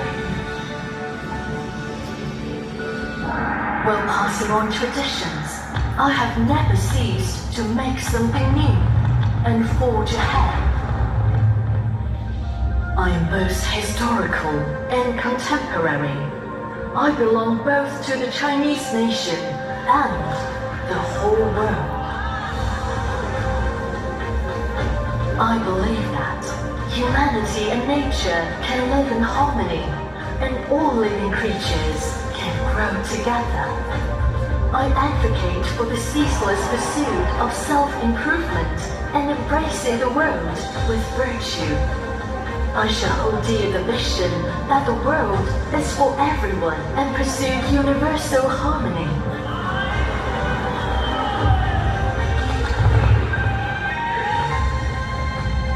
Spanning more than 5,000 years and bringing together over 1.4 billion people from 56 ethnic groups. I have gained renewed vitality from Chinese modernization. The legacy of the past never fades away, and the future is right now. I'm embracing the world with an open and inclusive mind. 中国是一个伟大的国度，传承着伟大的文明。泱泱中华，历史何其悠久，文明何其博大。这是我们的自信之基，力量之源。I am Chinese civilization, coursing and surging through the Chinese land.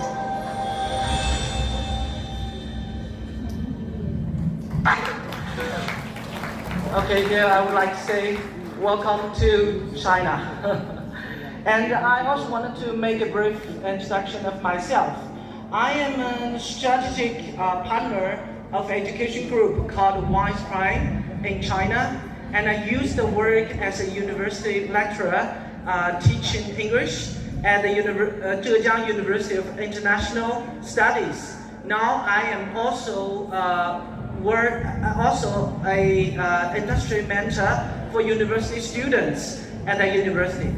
And you can see, Alif, could you give me the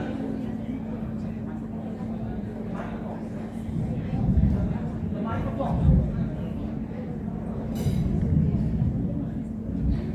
So,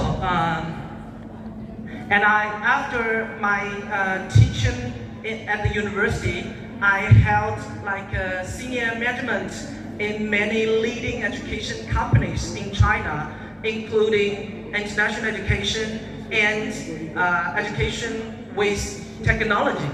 And I have worked in numerous cities, including in China and the rest of the world, so that you can see the right picture. We have an app called 航旅纵横, which could record each of your flying mile. So that is my flying mile reaches over 900,000 miles, which just fly over the globe for 20 times. And my job gave me many opportunities to visit different countries. But it is my great honor to be here first time to Indonesia, and I am quite strong and interested in students' development and to explore innovative educational collaboration with other countries.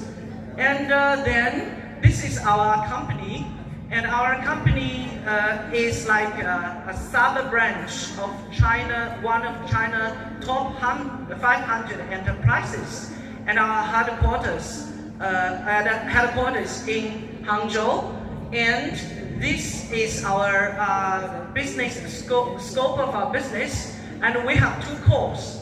One is education industry operations, and the other is education industry investment.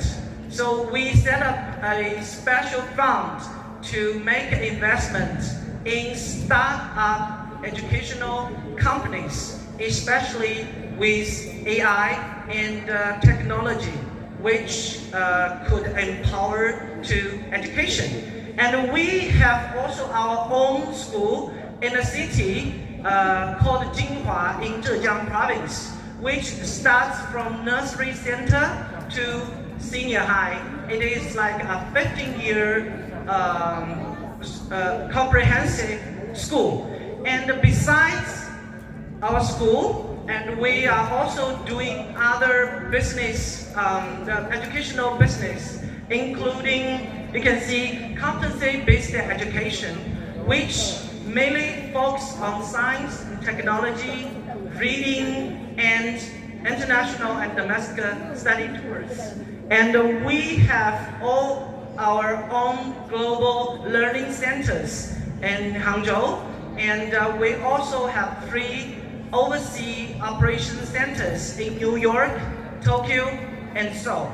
And now we have 4 branch offices in China. Our headquarters in Hangzhou. The second one is in Shanghai, Shenzhen, and Chengdu. So next Friday, I am going to open our phase 1 in Guangzhou. And then we also provide curriculum services and teachers development services to schools and universities. And the last line I just mentioned, which is like AI empowered education, which means we made some investment in those companies to build a better technology education ecosystem in China. Okay? And so today's my topic is new era of education in AI and the digital technology as perspective from China.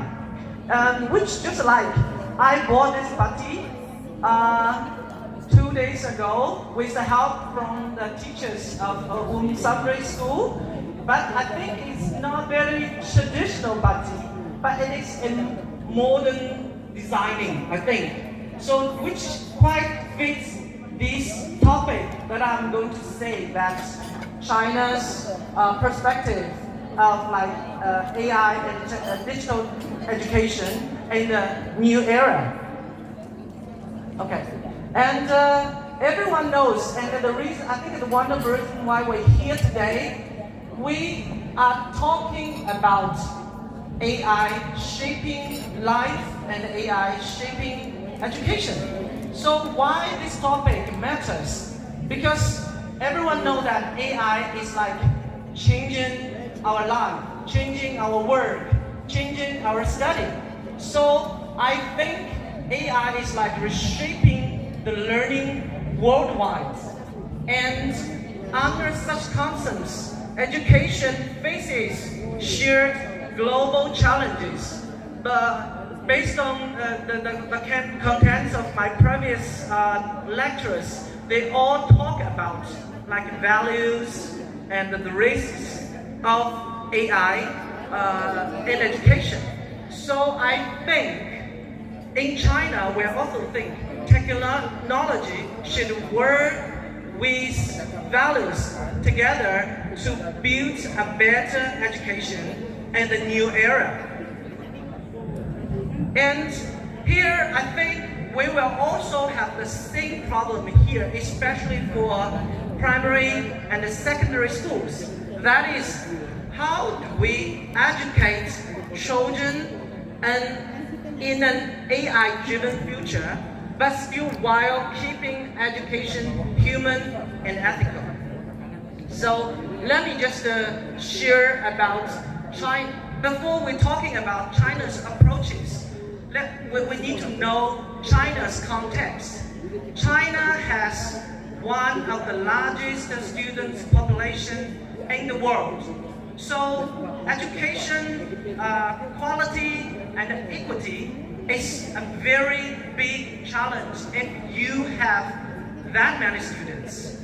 And so technology now we think is not a luxury. It is a tool to help us to balance the education in different provinces. So it is a necessity. Then we can see that these are the China's core principles for AI with education. So in China, we think because teachers we were seen like the transmitters of knowledge, but with AI now I think AI can support the teachers in many ways. And actually, in China, we believe that technology should not control education. Technology serves education. And we still think that human values should remain at the center of education. And I just want to give you a very brief understanding of Chinese educational system. China, you can see that the students will go to kindergarten at the age of 3. Then after 3 years in kindergarten, they go to primary school for 6 years. Then after 6 years, 3 years of junior middle school or junior high schools. Then most of the students need to take a test called 中考, which means high school examinations. 50% of the students, they will go to senior high school, but the rest, they will go to vocational high school. Then for senior high school students, when they graduate, they need to take national examination to universities or colleges. Some they might get accepted by junior college or vocational higher education institutes. But some students, they will go to undergraduate universities. In China, we have 2 categories of universities. One is comprehensive, which like Peking University, Tsinghua University, Zhejiang University. Those are really, really top universities. Now, I think China's universities are competitive, just go up very quickly, also with the development of technology. And as I did a small research before I came here, actually nowadays, there are 15,000 Indonesian students studying in China at the moment. So I think it's a big number, okay, to my surprise. Then when you finish university or college, then you go to master, we call it postgraduate, which usually 2 to 3 years, then 3 to 6 years for your PhD. That is China's education structure. And actually, with I think the merging of AI, now there are 3 major changes in China's education. The first one is teaching. So we treat teacher as learning designers, not just a person who gave the knowledge, because AI and some platforms or large language models will provide knowledge to students. Students can learn on their own sometimes. So now teacher's role is more like a learning designer. And because we know with the help of AI, how AI reduced a lot of workload for teachers. So teachers now, they have more time focusing on like students, the ability to cooperate, the abilities to give presentation, and the ability of being critical thinking, and they could be a very great help and guide of students' emotional development. So we can see that because in China, in maybe now 60 to 70% of schools, AI helped to automated grade, calculating the grades. And we use AI to analyze the students' learning process and outcomes. And so that means the teachers, they don't need to mark and to like calculate the scores. So that means give the teachers more time focusing on students. So this is quite common nowadays in China, especially in tier 1 and tier 2 cities. And the second major change is about students, about the way how they learning. So China used to be we call it like one fits for all learning model, which is quite competitive. But now, with the help of AI, so Chinese students, now they have their like different learning pathways. This is more personalized. And now also the students, we focus on from like memorization to problem solving learning approaches. Then Chinese students, now they are more the schools are more talking about project-based learning and like cross-disciplinary learning. So we call it like blended learning models. And that we can see that now in China, we call it differentiated tasks. If like you are really good at math, but you are not good enough. But with the help of AI, you can do different levels of math problems. Then the AI will give you the feedback, then guide you to learn better step by step.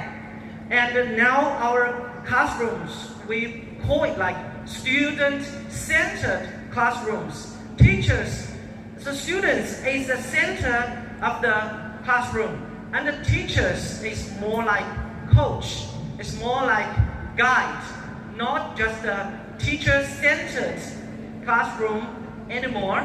And the last thing for learning is that the students can choose their own methods to learn. So then I think the third major change is schools, which is about learning environments.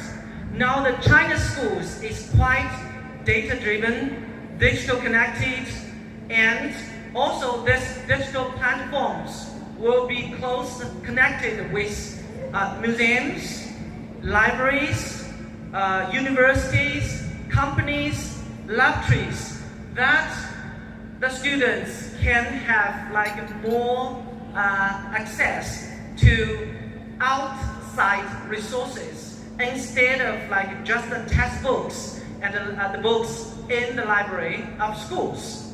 Okay. So, but even China's schools is becoming more and more digital, but we still focusing on human center. I mean the human core values. Okay, and that is China. Now we have a national curriculum called National AI Literacy Curriculum. So I am going to share you the brief structure. This is a brief structure for basic education from primary school to upper secondary, which is like senior high school. So at primary school level, it is more about curiosity and helping the students to build up a healthy digital habits. Like what is AI? So digital literacy, and you have to learn the safe and the responsible. You have to be a safe and a responsible user. Then when it comes to junior high, we call it understanding. So this gives the students to learn about what is data, what is algorithms, and we also expose the students to the AI, to the application in the real industry, like transportation, healthcare, education, and at this level, so the project-based learning plays a very key role.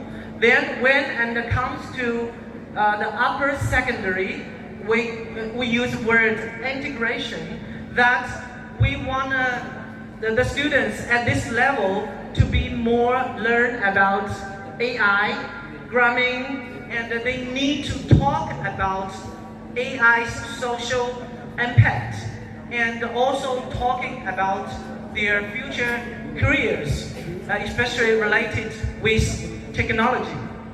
And So these are some like practical practices in primary and secondary schools, like in math. In many schools in China, each student have like their differentiated math tasks. And in language learning, AI will help you with your reading analysis and also give you like your speaking feedback.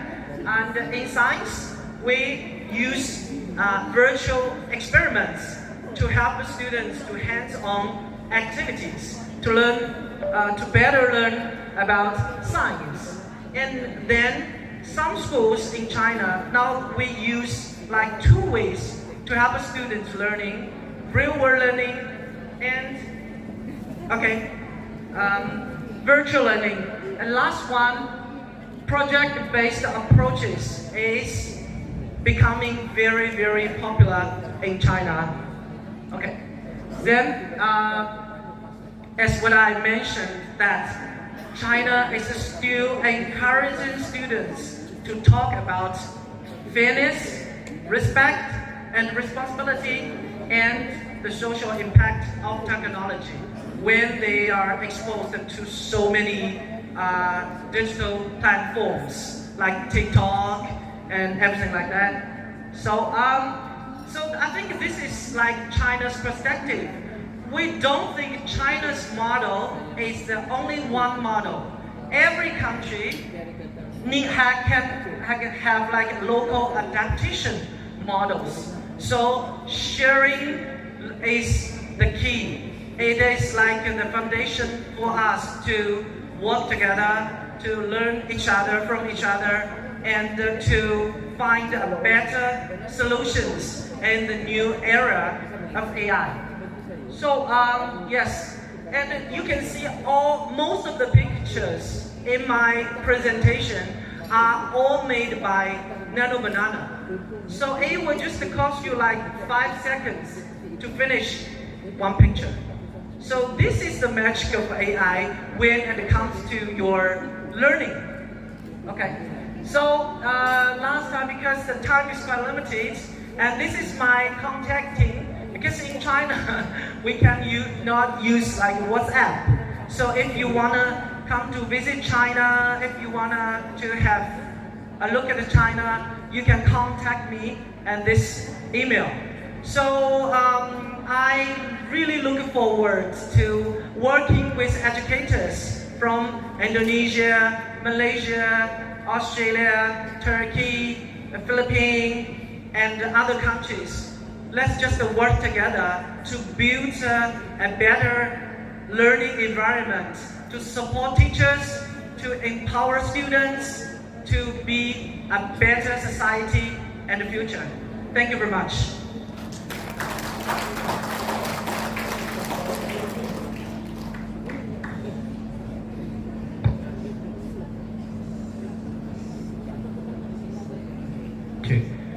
Thank you very much. That is all the material from Mr. Jos Zeng. Okay, so ladies and gentlemen, if you need some kind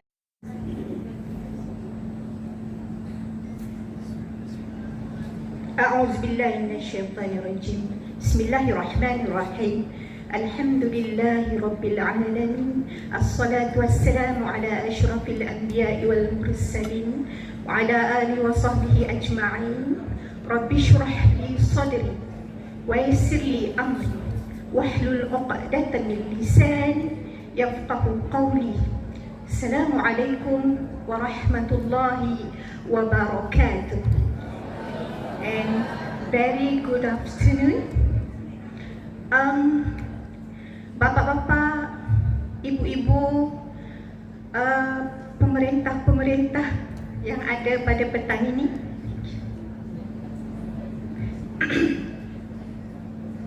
Alhamdulillah, bersyukur kita ke hadrat Allah Subhanahu wa taala kerana dengan keizinannya kita dapat bertemu pada petang ini. Walaupun tadi seperti saya hampir dilupakan tu.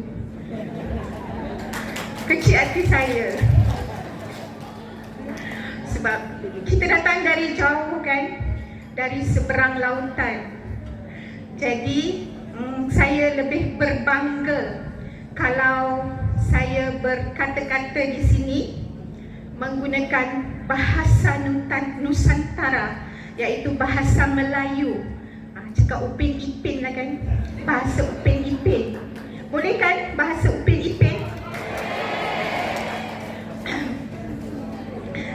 Baik, ibu-ibu, dosen-dosen yang ada pada petang ni, anak-anak yang ada di belakang. Ya, terima kasih angkat tangan. Okay, thank you. Baik, Alhamdulillah. Sebenarnya apa yang saya nak bicarakan pada petang ini semua dah habis dibicarakan. Sama, terutamanya seperti yang dibicarakan oleh Bapak Menteri pagi tadi. Tetapi ada satu sahaja lagi yang belum dibicarakan, dan saya kira ini sangat penting untuk visi dan misi mengapa kita mengadakan kongres ini pada petang ini. Bapa-bapa dan ibu-ibu, seperti mana, kena turun lah kan, tak nampak.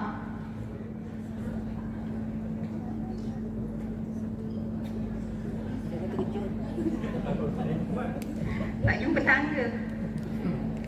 Baik, kalau kita lihat tajuk kita pada petang ini ya. Adik-adik sila ambil tempat ya. Pendidikan Al-Hikmah. Kami di Malaysia membawa misi pendidikan Al-Hikmah. Al-Hikmah is a wisdom. It's a wisdom, kebijaksanaan yang akan kita bawakan dalam misi pendidikan madani di Malaysia. Jadi pendidikan hikmah sebagai alternatif mendepani cabaran globalisasi. Globalisasi is a globalization.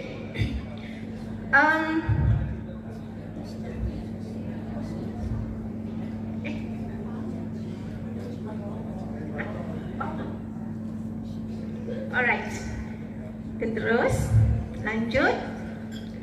Sebenarnya saya dah susunkan slide ni 80 slides, tapi semua telah dibicarakan. So kita pilih mana yang belum sahaja. Kalau kita tengok di sini, kita akan bercakap tentang latar belakang kenapa kita nak melaksanakan perubahan dalam pendidikan. Antaranya, the world has changed. Dan gagasan, kita panggil di Malaysia, gagasan karamah insaniyah. Dan Fifth Industrial Revolution dan kesan globalisasi dalam pembentukan karakter murid. Karakter is a watak. Kita guna watak. And brain rot. Brain rot. What is brain rot? Otak yang mengecut. Kenapa otaknya jadi mengecut? Nanti kita lihat. Dan sumber yang kita gunakan untuk menghasilkan pendidikan hikmah, kita mengambil sumber turas. Kalau kita sekolah Arab, sumber turas adalah sumber daripada ulama. Termasuklah Al-Ghazali. Kita memilih 3 sumber ini untuk pendidikan dalam Islam berubah. Dia ada 2 keadaan. Satu kita sebut sebagai Islamic education.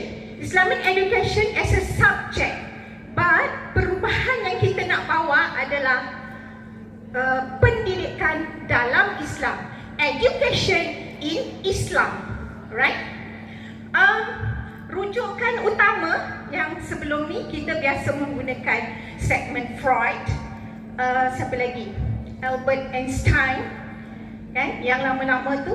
Tapi di sini saya menyebutkan 3 rujukan ulama untuk education in Islam.